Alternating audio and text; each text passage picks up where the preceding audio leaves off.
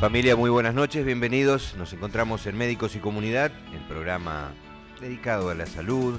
Hablamos de médicos y hablamos de nuestra comunidad. Aquí en la tele un ratito, corresponde al Distrito 4, San Martín. ¿Cómo estamos, Omar? Su conductor, Omar Maresca.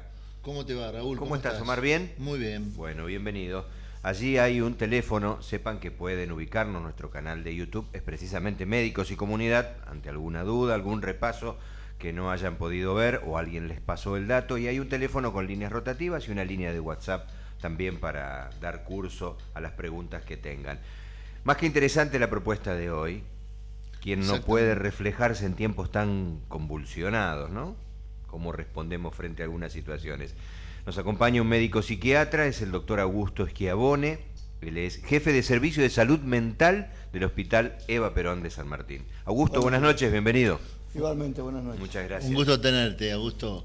Muchas gracias. Bueno, el tema que nos convoca hoy, que es un tema que todo el mundo lo toca porque se dice, por lo general, sos un bipolar, entonces es una definición despectiva hacia otra persona. Entonces vamos a definir lo que es un trastorno bipolar. Lamentablemente, como vos decís, está muy fácil la palabra, ¿no? Decirle a cualquiera sos un trastorno bipolar y no solamente se está discriminando a la persona, sino al paciente. Exactamente. Que es el que lo sufre. Un trastorno bipolar es un paciente que sufre una enfermedad crónica que comienza en general a los 18 años y sufre de ciclos depresivos y ciclos maníacos. Los ciclos depresivos son trastorno bajo de estado de ánimo, hipobulia, que sería poca voluntad, hiporexia, que sería poca ganas de alimentarse, no pueden levantarse de la cama, tienen tal apatía que les cuesta mucho levantarse de la cama, sostener las labores diarias. Hay una palabra, un signo patognomónico que lo voy a traducir, que es anedonia, que es que no pueden experimentar placer. Cuestiones que en general les causa placer, como pintar, leer, correr, hacer corridas de coche, etcétera, pierden ese placer. Y con respecto a la otra parte, porque se dice bipolar, esta es la parte depresiva. Esta es la parte depresiva. Dentro de la parte depresiva, ojo, tenemos también alteraciones en la ideación, antes de pasar a lo maníaco, donde el paciente tiene una ideación que se llama concordante con su estado de ánimo.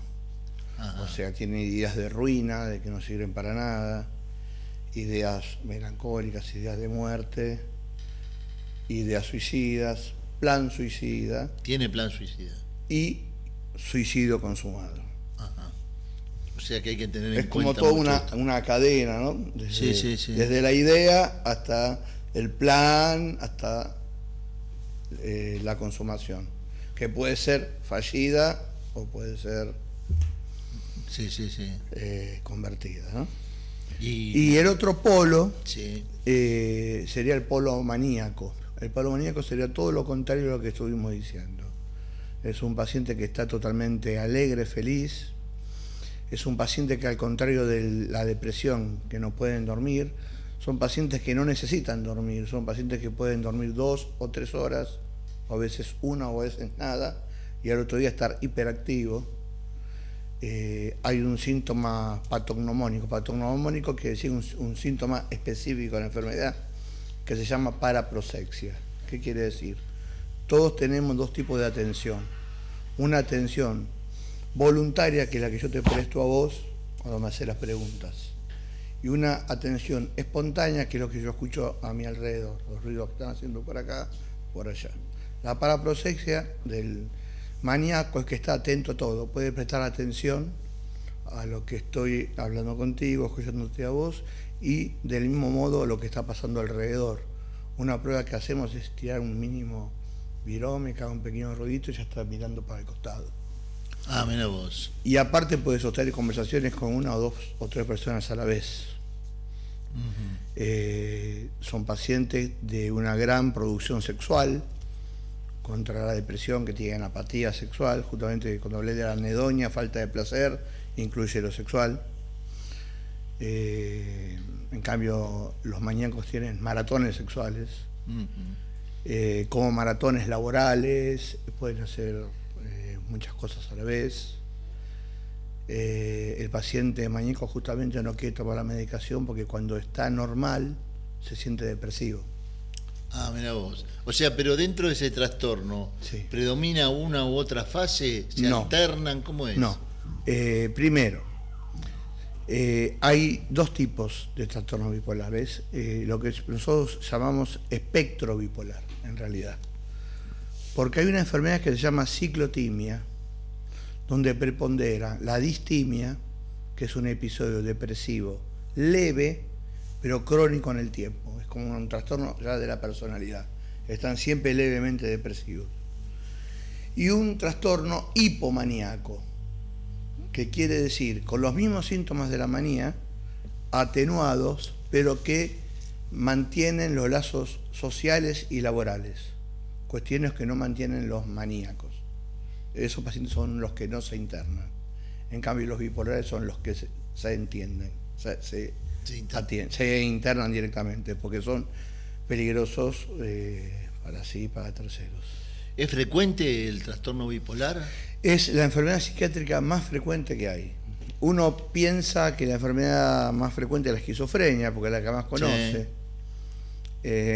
Es más, sería el típico loco, el bipolar, porque es el que más se hace notar, digamos. En cambio, la esquizofrenia, salvo en su fase aguda, donde tiene delirios y alucinaciones, preponderan los síntomas negativos, donde el paciente está... El autismo, ¿no? Claro, está ensimismado en sí mismo, entonces no... Estos pacientes al contrario se los nota, tanto depresivos como bipolares. Hay una causa genética marcada, donde predominan generaciones. A veces salta alguna generación que no tenga esta patología, pero es muy frecuente abuelos, nietos, padres, hijos. Alguna puede saltearse. Pero podés recatar a través del interrogatorio en el grupo familiar a alguien que lo tuvo. Por supuesto, en general... Alguien lo tuvo. Uno de los diagnósticos diferenciales con la esquizofrenia, con el trastorno esquizoafectivo, que ahora voy a explicar, está bueno esas diferenciaciones, es, y preguntamos si hay antecedentes familiares. Y van a decir claramente sí, y van a empezar a hablar de la tía, del tío, del padre. En cambio, la esquizofrenia le va a costar encontrar algún familiar depresivo.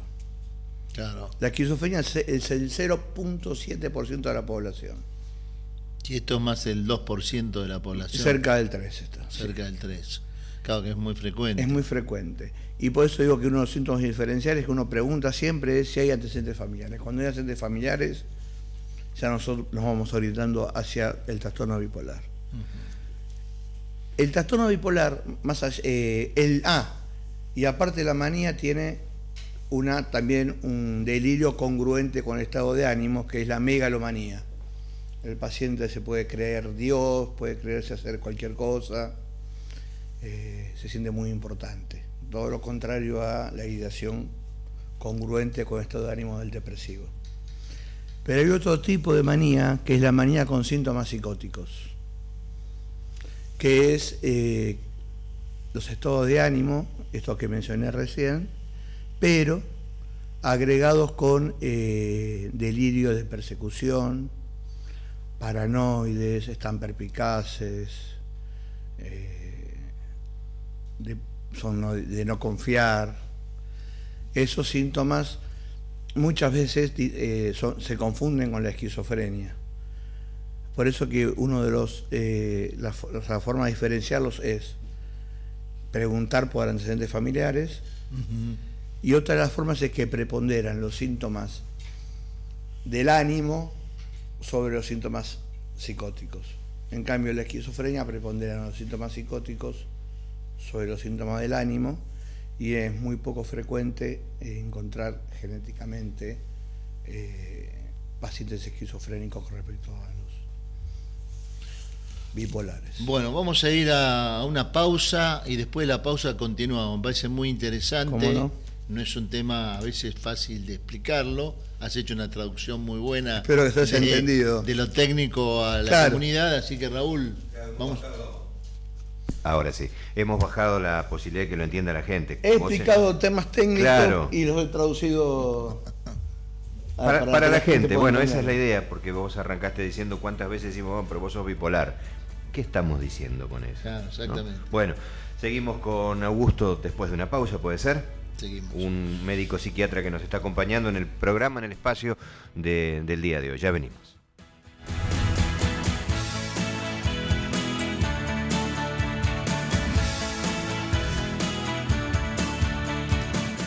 El Colegio de Médicos de la Provincia de Buenos Aires, Distrito Cuarto, es una entidad comprometida con la comunidad a través de la prevención, asesoramiento, educación para la salud y capacitación docente. Desde hace muchos años, trabaja permanentemente en la detección del ejercicio ilegal de la medicina, garantizando que su médico posea título habilitante. Colegio de Médicos de la Provincia de Buenos Aires, Distrito Cuarto, al servicio de los médicos y la comunidad. El Colegio de Médicos recomienda: no se automedique, no consuma medicamentos de venta libre, consulte previamente a su médico de confianza. La automedicación puede causar severos daños en su salud.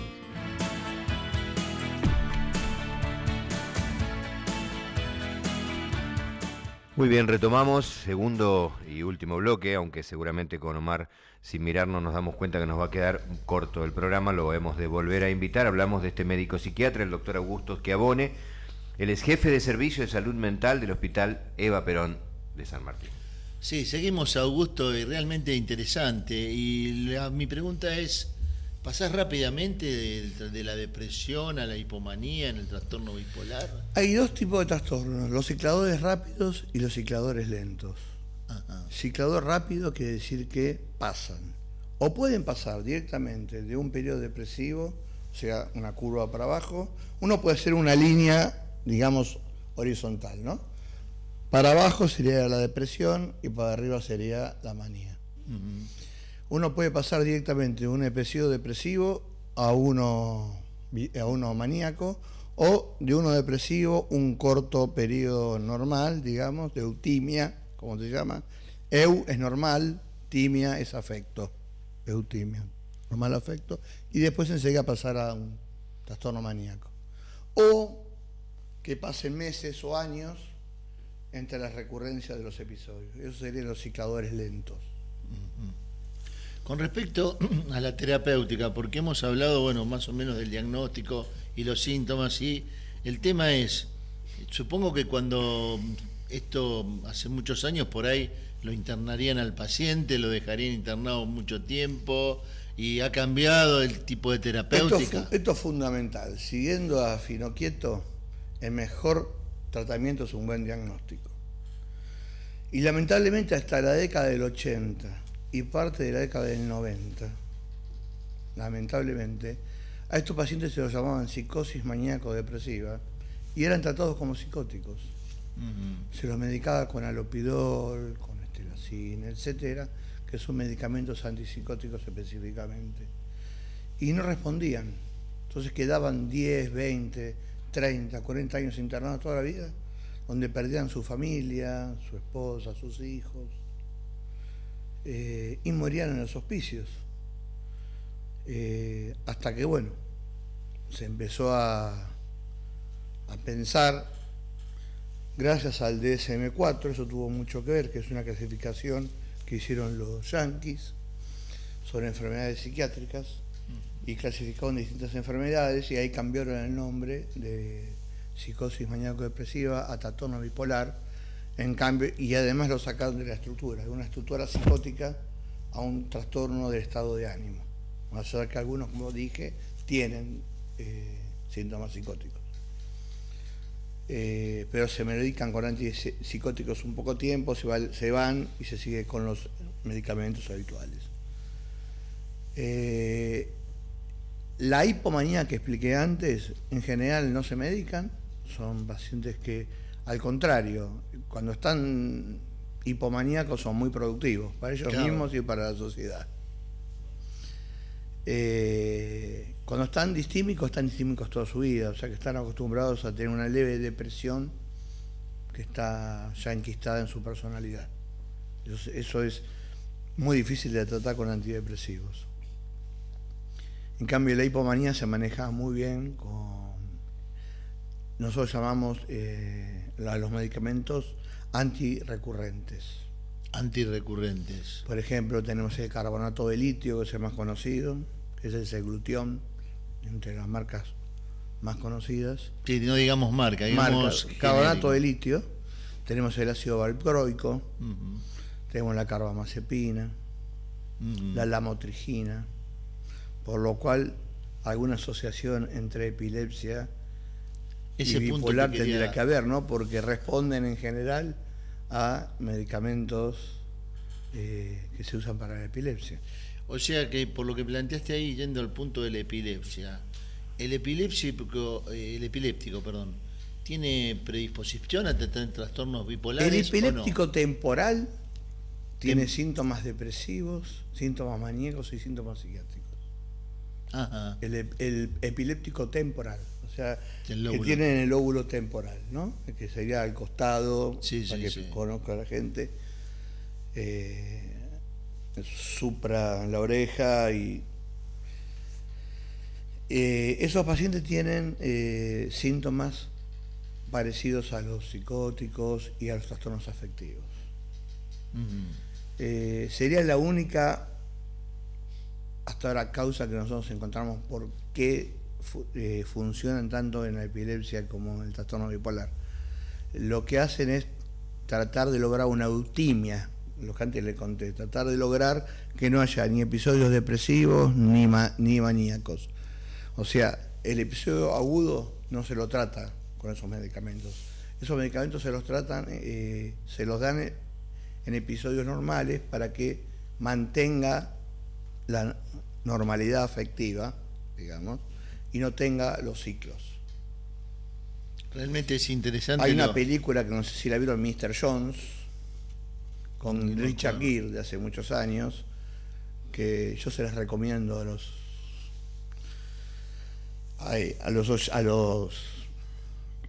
televidentes y oyentes, si no tienen la capacidad de ver.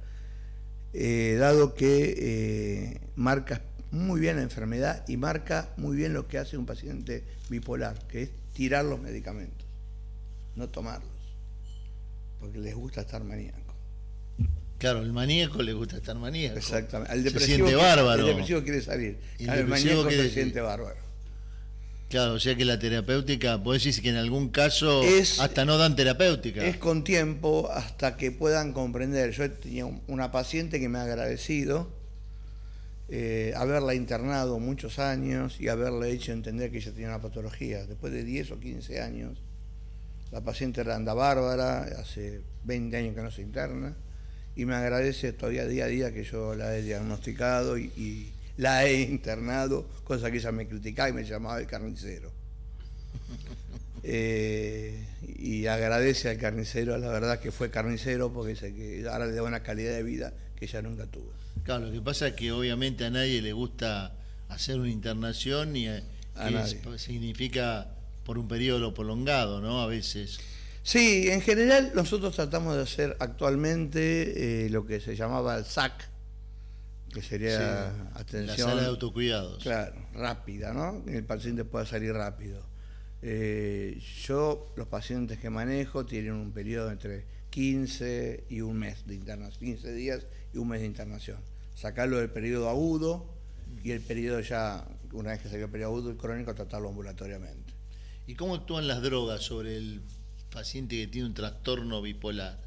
Tanto la cocaína, la marihuana. En general disparan el trastorno. Disparan el trastorno. Sí, sobre todo ambas fases pueden disparar, tanto la depresiva como la maníaca, pero es más notoria en la fase maníaca. Muchos pacientes que vienen maníacos tenemos que descartar. Que sea un paciente bipolar, que sea un paciente intoxicado con cocaína, por ejemplo, que tenga un glioma. Los pacientes... Un tumor. Sí, perdón, es un tumor cerebral benigno, pero que se puede hacer maligno al agrandarse y no pueda ser operable, ¿no? Por ciertos centros nerviosos que toca. Entonces hay que descartar la manía no únicamente como trastorno bipolar, sino como trastornos orgánicos también. La psicosis, el trastorno bipolar, tomamos el término antiguo, que a veces uno está acostumbrado, sí, pero en realidad hasta uno mismo lo dice. Hasta uno mismo lo dice. ¿Tiene cura? No, es una enfermedad crónica. Es como la diabetes, es como la hipertensión. Es importante para que el paciente que mejora sepa que tiene que tomar la medicación de por vida. Lo que sí se hace es una baja de medicación, se deja una dosis mínima de mantenimiento. Los pacientes que toman carbonato de litio, les hacemos una litemia, que sería litio en sangre, hacemos una extracción de sangre, y mientras esté dentro del rango de 1.5 a 0.6 nanogramos, quiere decir que el paciente está bien, digamos, con la droga. Lo mismo se hace con ácido valproico, se hace una valproemia, etcétera. Pero no es muy común, lo más común es hacer la litemia. Aparte es el fármaco que más se usa, carbonato de litio. ¿Y durante el embarazo se descompensa? Se desaconseja, durante el embarazo lo más usado es el cuerpo, el aguante, la verba del médico. Tratar de medicar con benzodiazepinas, sobre todo clonazepam, diazepam, lorazepam, que son los más inocuos, y esperar que pasen los 3 meses, que es cuando se produce la gestación del futuro bebé. A partir de los 3 meses, sí, ahí empezamos a medicar, ya como un paciente bipolar, porque ya no producimos teratogénesis. Teratogénesis quiere decir alteraciones corporales o mentales en un feto, que después se va a... Hubo un caso muy común en la década del 60 con, no me acuerdo el nombre, que era un medicamento antiinflamatorio, se usaba, no me acuerdo, se usó mucho y no me acuerdo el nombre ahora, y produjo muchas alteraciones, faltando algún brazo, una pierna. Claro, teratogénesis. No me acuerdo el nombre del medicamento. Bueno, pero no era de psiquiatría. Bueno, te agradezco mucho, Augusto, realmente ha sido una charla muy importante. Es difícil tal vez explicar para la comunidad, pero lo has hecho satisfactoriamente. Bueno, Raúl. La verdad que el gusto ha sido mío estar con ustedes y que me den la oportunidad de hablar de este tema. Augusto, ¿cuál es el próximo destino? Digo esto porque Tómelo director, conoce más de 120 países, interesado por la lectura y la filosofía. ¿Cuál es el próximo viaje ahora?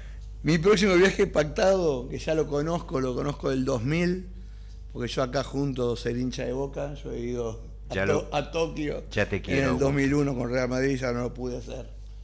Entonces lo cambié a un lugar que ya conozco, pero que no conoce mi hijo. Vamos a pasar fin de año en Praga. Qué mal. A la vuelta nos contás la experiencia. Gracias, Augusto. Va a ser un gusto. Omar. Un gusto, El doctor Augusto Schiavone es médico psiquiatra y nos visitó. Que andes muy bien, Omar. Igualmente. Nos encontramos la semana que viene, familia. Muchas gracias.